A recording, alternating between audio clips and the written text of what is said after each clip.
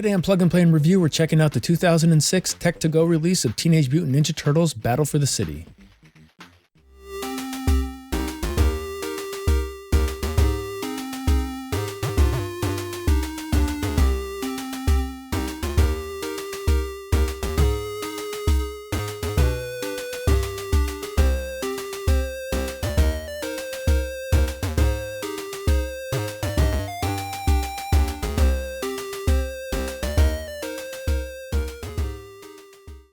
Help Leonardo, Donatello, Raphael, and Michelangelo save Master Splinter as they make their way through 4 exciting, action-packed levels. Battle classic villains as you search the sewers, fight through the streets, scale the rooftops, and raid Shredder's dojo. Watch out for falling trash, spike traps, and security lasers, and don't forget to use your special ninja attacks in your quest to defeat Shredder. No console needed, just your TV. Developed by Wayforward, Battle for the City is based on the 2003 series of the Teenage Mutant Ninja Turtles. Master Splinter is missing, and it's up to the 4 turtles to go save him. The first thing you're going to notice about the controller is the big oval sticker right in the center of it. Even if the 2003 version of the show isn't your favorite, you have to admit they all look great. I don't know what it is about the long flowing bandanas, but I loved it when Metal Gear did it, and I loved it when the Ninja Turtles did it as well. On the left you have a circular control pad, on the bottom you have the reset and start buttons, and on the right you have your A and B buttons for jump and attack. Interestingly, when you press both buttons together to do the special attack, it doesn't drain your health like in other games. The design on the rest of the controller is made to look like a turtle shell. Looks cool and is decently comfortable. The cable is about 8 feet long, which should be plenty long enough for most setups, and would you look at that, a stereo audio output for once. Wasn't sure we'd ever run into one of these again. Anyway, the controller's okay. Not as bad as the Mortal Kombat controller, but not as good as an Xbox 360 controller either. The game is comprised of 4 levels, no elevator sections unfortunately. You'll be looking for 5 keys in each level in order to unlock the gate at the end to fight the boss. Miss one and you'll have to backtrack to find it. You can select any of the 4 turtles at the beginning and can swap in between levels. When one falls down a hole or runs out of health, they're considered captured, and the respective icon in the top right of the screen will be grayed out. You can find character icons in different places of levels that will rescue a random captured turtle.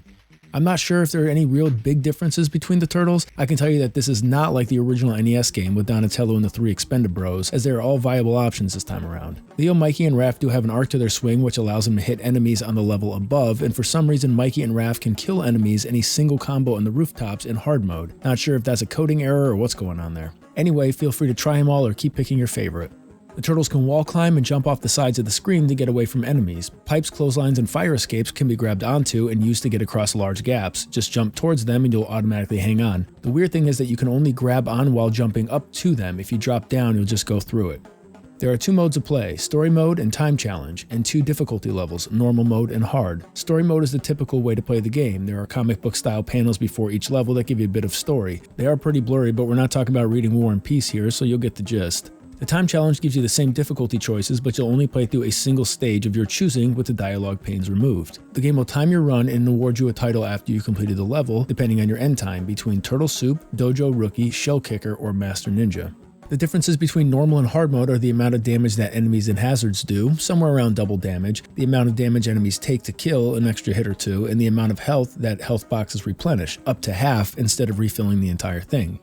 The sound effects are good, everything sounds like it should. The turtles are 4 different shades of green, their character models are constantly moving, and their bandanas are always waving. Each has a different special attack animation, and they all look great. The soundtrack does the job, I guess. There's only 4 songs that are just short loops and continue on repeat for the entire level or boss fight. Not sure where the theme song is for the title menu or end credits. The first Konami Game Boy Advance game has it, so why isn't it here? I don't even like the theme song from this era, but it's still noticeably missing. The 4 bosses in the game are a pair of giant Mousers in level 1, the Hun, Shredder's right-hand man in level 2, a pair of Footfire Mystics in level 3, and Shredder with a pair of elite guards in level 4. The giant Mousers and the Hun can only be damaged at specific times. The fight consists of waiting for a pattern to play out before you can hit them. The Footfire Mystics can warp around the area but are always vulnerable to attacks. The final battle is a little more complicated and Shredder will require you to kill his elite guards before fighting him. Your health bar will refill when you get to a boss, and if you die while fighting one, the next turtle will start off at the fight. Once you beat them, you'll progress to the next level and you'll be given back 1 captured turtle.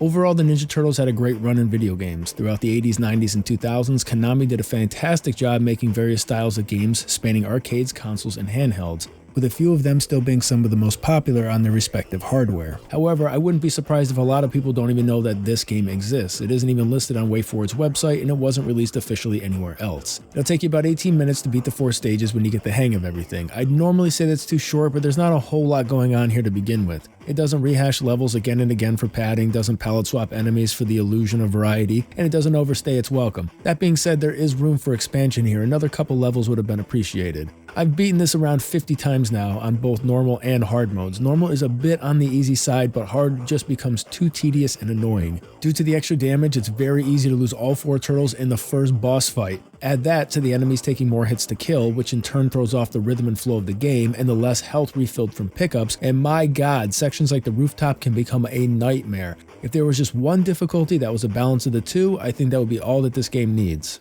The ninja attacks are here to take some of the tedium out of the game, but the problem is that due to the controller's design and feel, it's not easy to regularly pull them off. Sure, it's just pressing 2 buttons together, but even after playing this tons of times, I still can't reliably do it. I have to play using the claw style to even have a chance to get them to happen regularly. It's not comfortable, so instead I bait out enemies to not take extra damage, and I don't even bother using the ninja attacks. It's a shame too, because they're one of my favorite parts of the game. Since officially this isn't the easiest thing to find, there are very few people I would recommend this to, and even then I would just tell them to emulate. I know that some people only like to play the official releases of games, but in this situation I think playing this in its official form is not only going to be a pain to find, but also detrimental to the experience. The control pad can be pretty awful to use. It's easy to press the wrong direction because it isn't really keyed deep enough to always be able to tell by feel exactly which direction you're pressing. Turning around can be difficult due to the design, which is going to lead to cheap hits. Also, some genius decided to make the down button drop through platforms instead of the combination of down and jump. Accidentally press down on a platform above a pit due to the imprecise control pad, and that turtle is captured. This style game doesn't need a reset button. Its only real purpose is to be accidentally pressed and ruin your run. Move the start button to where the reset button is and add a third button to the right side that combines A and B for the ninja attack. Then just charge health to use it so that it can't be abused, and I think everything would have worked out better. If you're just looking for more games from this era of the show, there are 4 console and 2 handheld games available for reasonable prices that were all developed by Konami. The 2003 GBA game might be all over the place idea-wise, but it's a solid game, and the console version of Battle Nexus has 4-player support and contains the 1989 arcade game as an unlockable. Next time on Plug and Play and Review, we're taking a look at Pirates of the Caribbean, Islands of Fortune. Stay nerdy, I'm out.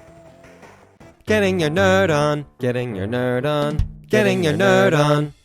I got a raging nerd on.